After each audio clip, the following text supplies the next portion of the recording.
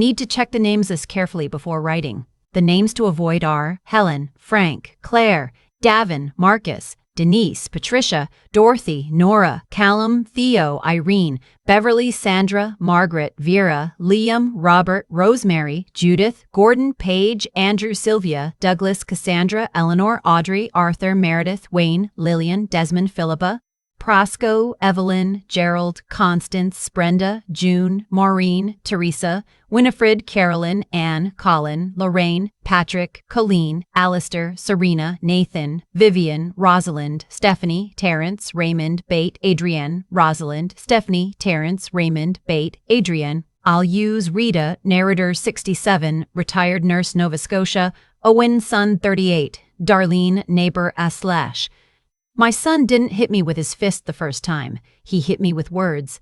And I told myself that didn't count.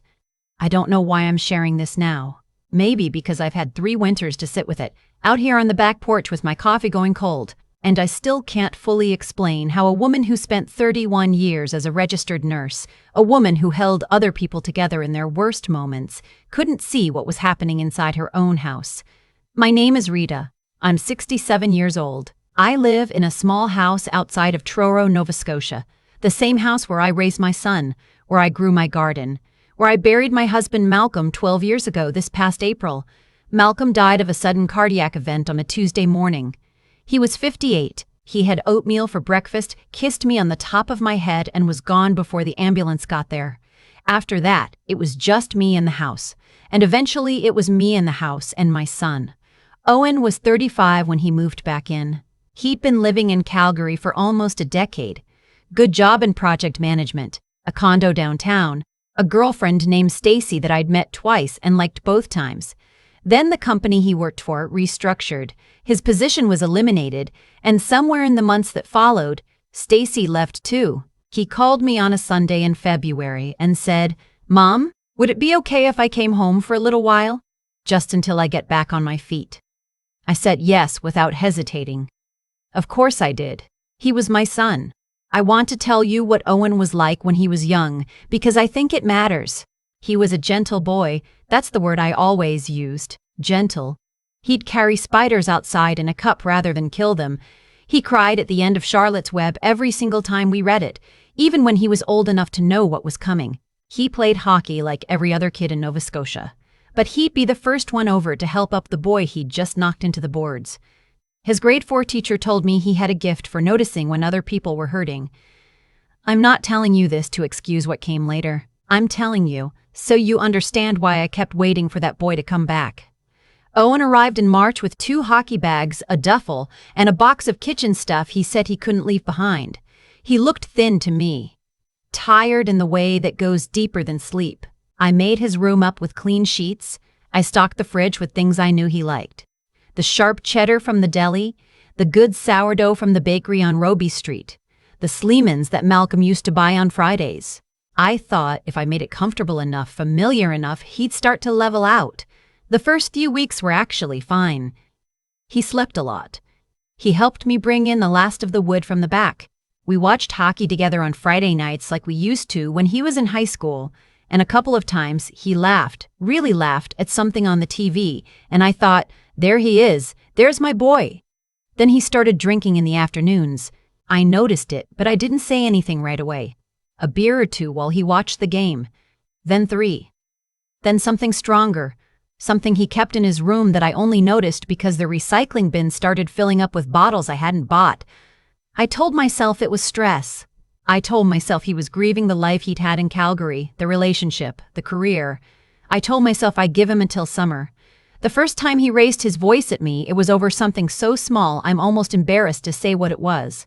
I moved his jacket from the front hallway hook to the closet because I had my friend Darlene coming over and I wanted the entry to look tidy. He came downstairs, couldn't find it, and when I told him where I'd put it, he said, and I remember this exactly, "Why do you always have to mess with my stuff? I can't have anything in this house." The tone of it. That's what stopped me cold. Not the word so much as the tone, the contempt in it. I stood there in my own kitchen and felt, for just a second, like I was in trouble. I said quietly, "Owen, it's in the closet. I'll get it." He took the jacket and went upstairs without another word. I stood at the sink for a long time after that. I told myself he was having a hard day. The escalation was gradual enough that I kept finding ways to explain it away. The sharp words became sharper. The silences became loaded. He started treating the house like a hotel, leaving dishes on the counter directly above the dishwasher, expecting meals at times I hadn't agreed to. Disappearing for days without letting me know where he was, and then coming back at 2 in the morning and waking me up because he'd forgotten his key. I started adjusting my life around his moods. I'd gauge how he seemed before I brought up anything I needed from him. I stopped having Darlene over as often because I was never sure what version of Owen I'd be managing that day, and I didn't want her to see it. I started eating dinner earlier so I could be in my room before he came down for the evening. I was 64 years old and I was hiding in my own house. The first time it became physical, I told myself it was an accident. We'd argued, truly argued, raised voices, the whole thing, about money. He had asked me, for the third time that month, to cover his car insurance. He hadn't made a single contribution to the household in 8 months. No groceries, no utilities, nothing toward the mortgage, which I was still paying on a pension, and some savings from Malcolm's life insurance. I'd finally said, as calmly as I could manage, that I needed him to start contributing something, even a small amount, or we needed to make other arrangements. He didn't like that. He stood up from the kitchen table so fast his chair went back into the wall. He started talking over me, not yelling yet, but loud, pressured, the words tumbling out about how I didn't understand how hard things were, how he was trying, how I was making things worse. I stood my ground, which I think surprised him. I said his name. I said, "Owen, I need you to calm down." He put his hand on my shoulder and shoved me, hard, back into the counter. I hit the edge of it with my lower back and the pain was sharp and immediate. I grabbed the counter to keep from going down. The room went very still. He looked at his own hand like he didn't recognize it. He said, I wasn't trying to. And then he stopped. He walked out of the kitchen. I heard the front door. I stood at the counter for I don't know how long. My back was throbbing. I'm a nurse. I know the difference between bruised and broken. I was bruised. I went to my room, lay down carefully on my side and stared at the ceiling. He came home 2 days later. He apologized. He cried, actually, genuinely, or what looked genuine, and said he didn't know what was wrong with him, that he was going to get help, that it would never happen again. He looked in that moment so much like the boy who used to cry at Charlotte's Web that I let him hold my hand and I told him I forgave him. And I did forgive him, but I kept the forgiveness separate from my trust, quietly, the way you keep medication locked up, even when you love the person who might misuse it. I want to answer the question I know some of you are asking because I've asked it of myself 100 times. Why didn't I call the police that first time? Here's the truth, as plainly as I can give it. I was a mother, and there is a specific kind of paralysis that comes with being the mother of someone who is hurting and hurting others at the same time. You are looking at your child. You are looking at someone you watched come into the world. You know that a criminal record in Canada follows a person through employment background checks, through travel, through everything, and some part of you is still trying to protect his future even as he's destroying your present. I also think, if I'm honest, that I was ashamed, not of him exactly, of myself, of what people would think, of what it said about me that I had raised someone capable of this. I know now that those thoughts were the abuse talking. That shame is how it survives. The second incident happened 6 weeks later. He'd been drinking since mid-afternoon. I could tell by the time I heard him on the stairs. I was in the kitchen making tea. He came in and started going through the fridge in that aggressive way, slamming things around, and I made the mistake of saying, "There's leftover soup if you want it." He turned around and told me to stop talking to him like he was a child. I said I wasn't. I said I was offering him dinner. He picked up the mug I just set on the counter, my mug. The one my daughter-in-law had given me years ago, the one that said "World's Okayest Mom" that I'd always loved for its honesty, and he threw it. It hit the tile backsplash and shattered. A shard caught my forearm. It wasn't deep, but it bled. I looked at my arm. I looked at him. He looked back at me with something in his face I had never seen there before. Not remorse, not shock. Just this flat, dull look, like he was waiting to see what I would do. That was when I understood, with the clarity I imagine you get in truly dangerous moments, that the gentle boy was not coming back, and that if I kept waiting for him, I was going to get very seriously hurt. I did not call the police that night. I cleaned my arm, I dressed it, I went to bed. But something had shifted. I stopped thinking about how to fix Owen, and I started thinking about how to protect myself. The first person I told was Darlene. Darlene has been my neighbor for 22 years. We've shoveled each other's driveways. We've sat with each other through things I won't name here. She is the kind of woman who doesn't make a lot of noise about what she knows, but what she knows is substantial. When I showed her my arm, she didn't gasp or flutter. She sat down across from me at her kitchen table, poured us both more tea, and said, "Okay, what do you want to do?" I told her I needed help making a plan. Not an impulsive one, a careful one. She said, "Good, let's make a careful one." Over the next 3 weeks, I did things I had never imagined doing. I called the non-emergency police line and asked about my options. The officer I spoke with was patient and thorough. He explained that under Nova Scotia's domestic violence laws, even with family members, even with adult children, what had happened constituted assault. He explained what a report would trigger. He told me about the Victim Services Unit and what resources they could connect me with. I called my bank. I had a joint account with Owen. I'd added him when he moved in, thinking it would make things easier. I separated the accounts. I moved the bulk of my savings, including the survivor benefit funds from Malcolm's pension and my own RRSP, to an account Owen had no knowledge of and no access to. I was not impulsive about this. I did it systematically, over 3 visits to the bank, with a very kind woman in the financial planning office who asked me, quietly, if everything was okay at home. I told her it was getting there. I called my doctor. I went in and had my arm and my back properly assessed and documented. My doctor, I'd been her patient for 12 years, looked at me over her glasses and said, "Rita, this needs to be on record." I said I knew. She made the notes. She also referred me to a counselor through the provincial health system, which I started seeing the following week by telephone. I called a lawyer. In Nova Scotia, you can get a free 30-minute consultation through legal aid, and I took it. I learned about eviction procedures for family members, about how long it takes, about what documentation helps. 13 weeks. That's how long the formal process takes if someone refuses to leave voluntarily.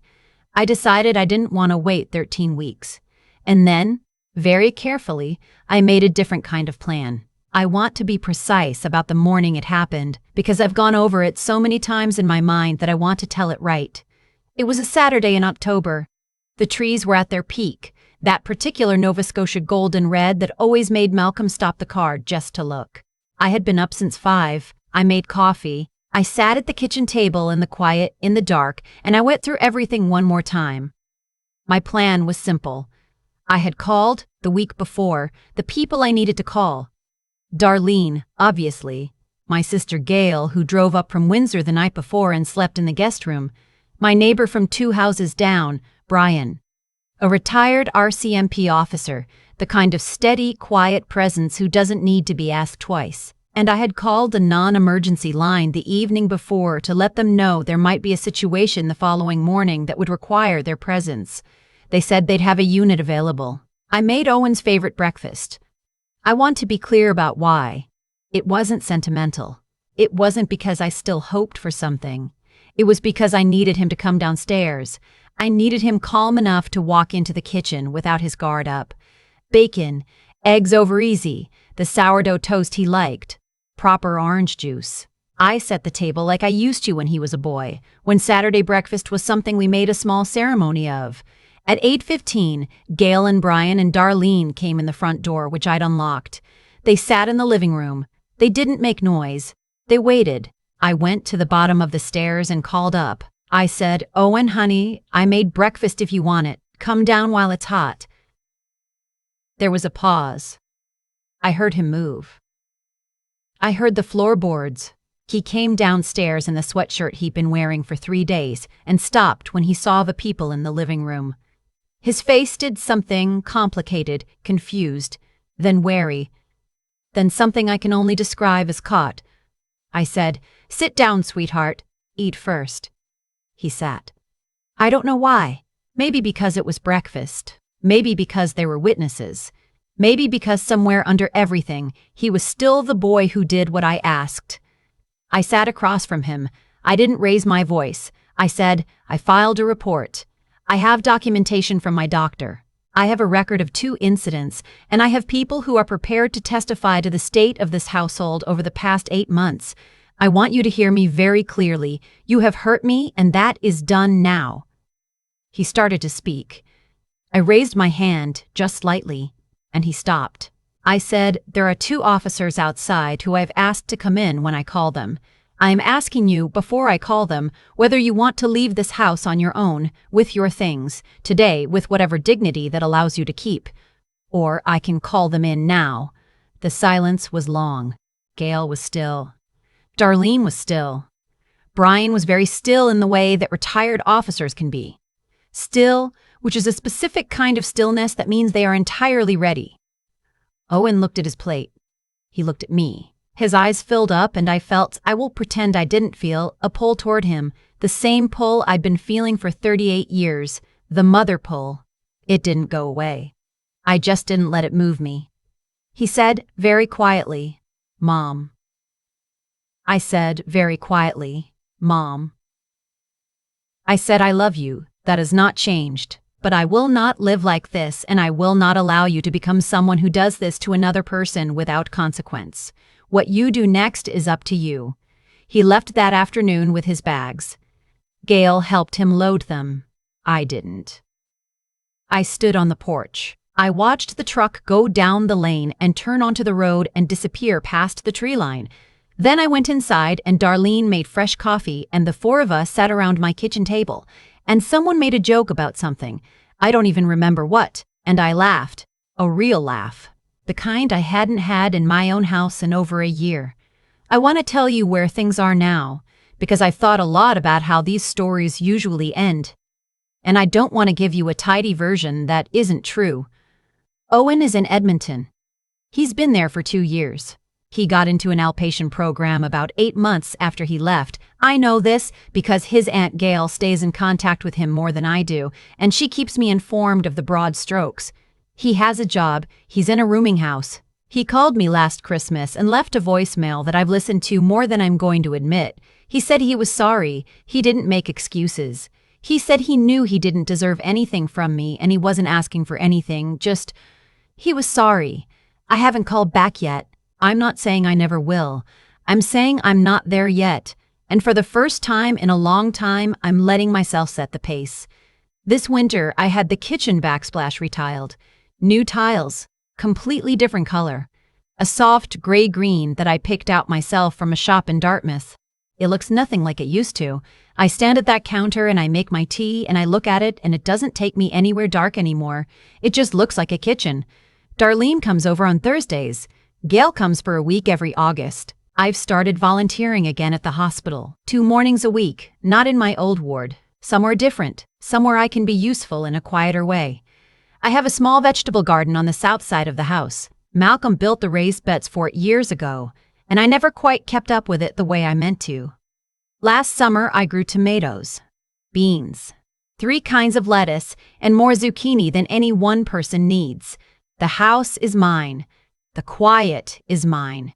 The quiet is mine. I earned both of them.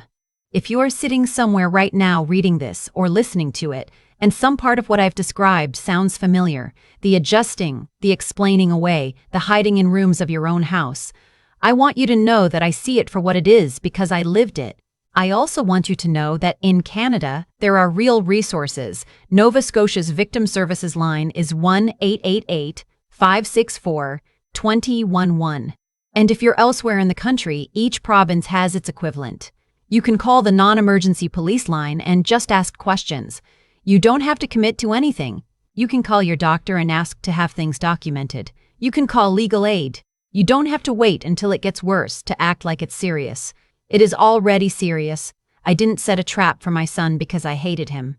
I set it because I loved him enough to stop letting him become the worst version of himself inside my house at my expense.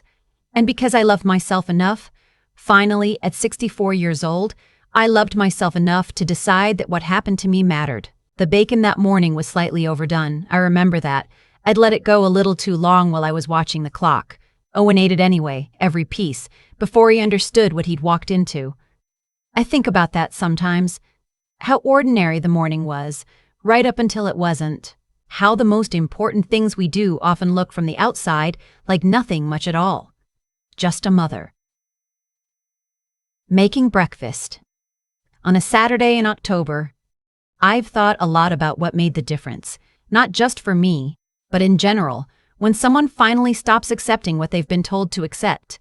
I don't think it was one moment. I think it was the accumulation of small choices, made quietly, over time. Every morning I didn't call Darlene because I was embarrassed, was a choice. Every time I adjusted my dinner hour so I wouldn't have to sit in the same room as my own son was a choice. And every time I told myself he was just going through something, that he'd find his way back. That was a choice, too. None of those choices were made from strength. They were made from a kind of exhausted love that had lost its sense of direction. What changed eventually was that I started to see those choices clearly, and once you see them, you can't quite unsee them. There's something I believe about how people become who they are, and it isn't mysterious, and it isn't luck. It is the result of what we practice. Owen practiced for over a year inside my house, the habit of escaping consequences. Every time I absorbed what he did and said nothing, I was helping him practice that. I don't say this to blame myself. I say it because I think it's true, and because understanding it is what finally let me act differently. When I stood at that kitchen counter on a Saturday morning in October, with Gail and Darlene and Brian sitting quietly in the next room and 2 officers a phone call away, I wasn't acting from anger. I was acting from a decision I had made, slowly, carefully, over weeks, about what I was willing to be part of and what I wasn't. That's not a dramatic thing. It's actually a very quiet thing. The most important decisions I've ever made have all felt quiet. What I want to say, if any part of this has sat with you, is this: intelligence isn't only what you know, it's also what you're willing to look at honestly. I was a registered nurse for 31 years. I knew the anatomy of what was happening to my back when I hit that counter. I knew, clinically, what escalating domestic violence looks like. And still I looked away. Because looking away felt, in the short term, like the thing that would keep the peace. That's not a failure of knowledge. It's a failure of courage. And courage, I've come to understand, is not the absence of fear. It's just deciding that something matters more than your fear does. Your own safety matters more. Your own peace matters more. Your dignity, inside your own home, at your own kitchen table, that matters more. Rita didn't wait to be rescued. She built the conditions for her own rescue, methodically, the way she'd always done things. Carefully, without fuss, with the quiet competence of someone who has spent a lifetime showing up for other people and finally decided to show up for herself. I'm proud of that. I'm not sure I always would have been, but I am now. The bacon was slightly overdone that morning. Owen ate every piece. Sometimes the smallest details are the ones that stay.